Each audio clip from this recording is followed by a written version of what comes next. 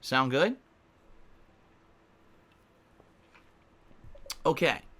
Miss Green Stuff did another cheer. This time 185 bits. So actually she one-upped her own top cheer. So let's go ahead and update that. And said, I just noticed Minecraft Story Mode is also on Netflix. Well, yeah, that is the Netflix-produced series from Telltale Games. That was their last contractual obligation before the company went out of business. Okay? So, if you feel like watching it, go right ahead. But most people probably aren't going to support it anyway after what happened with Telltale. Let's see. Cam, not the comedy man, did a 100-bit cheer. He says, Phil, I know you don't like Fortnite. That's cool. But do you agree with Ninja when he calls out the parents of these kids who become addicted to Fortnite? Let me put it this way. I have no idea what Ninja said. So I cannot tell you anything if I agree with his perspective or not. I can tell you my perspective. If your kid's addicted to Fortnite, it is a failure of the parent. All right? It's true. Because I was reading an article the other day saying, oh, some kids play Fortnite up to 12 hours a day. I was like, what the fuck? Let me give you an idea of what my life was like when I was a kid, okay? Woke up in the morning early. I was tired as fuck. Got up, washed up, went downstairs. My mom made me breakfast, which was very nice because a lot of kids don't have parents at home to make them breakfast anymore in the mornings. And then I was driven to school, where I stood in the schoolyard, froze my nuts off for about 25 minutes until they let us into the school. I was in school from about, I want to say around 8 a.m. till probably about 2, 3 p.m. My mom would come pick me up after school, or I would take the bus home, depending on, how old I was. I would come home from school. I would immediately get to watch about, I would say, roughly an hour of television. I was allowed, to, as an instant relaxation, to watch about an hour of television when I got home from school. Then it was dinner time.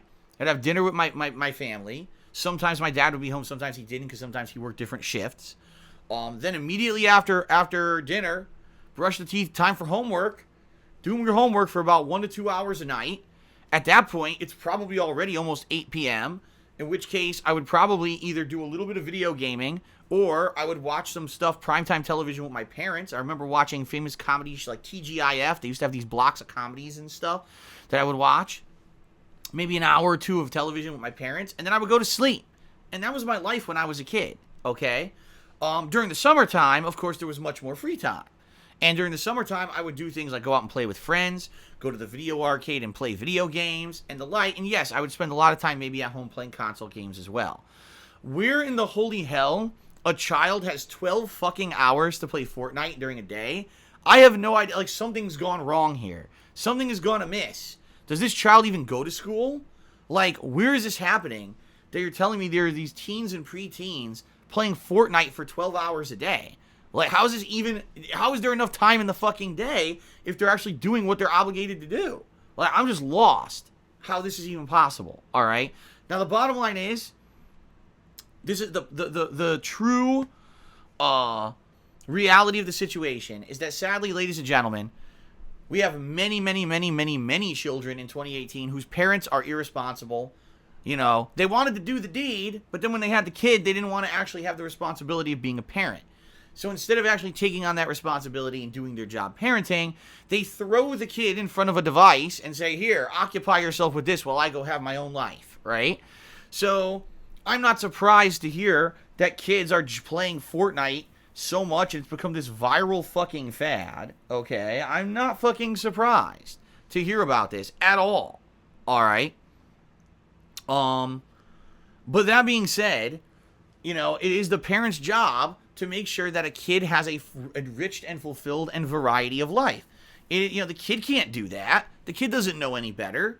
The parent has to guide the child. And so, if a kid is addicted to a fucking video game, yeah, it's the parent's fault. They should have been supervising what their kid was doing and making sure that there's a variety of healthy activities that child was doing so that they didn't become fucking addicted to something. It's very simple. You shouldn't let your kid just do whatever the fuck they want so you can go do whatever the fuck you want. But the second that kid was born, it was your responsibility to raise that human. And that's your fault for having the kid. If you shouldn't have had the kid if you didn't want to take on the responsibility of being the responsible parent. And this is the reality of 2018, is that we have too many people who are basically kids having kids, rather than people saying, okay, time to fucking actually, you know, make my life a serious life now, and now I have to fucking actually have a kid, you know, who's going to actually be responsible. Because why do you think you hear so many stories about people losing their minds and doing crazy shit? Probably because they didn't have a good raising, you know, and I hate to say that. I sound like an old fart. I know I do. But the truth of the matter is, a lot of the issues that come with mental health, that come with just all kinds of things, is because of the parent did not raise that child. And the child basically was raising themselves on the internet. Okay? You can't do that. So all that being said, I have to agree. If a kid is addicted to fucking Fortnite or any other video game or anything like that, it's the parent's fault. All right? At the very same time, you know, I have no idea what Ninja said, so I'm not going to say I agree or disagree with him.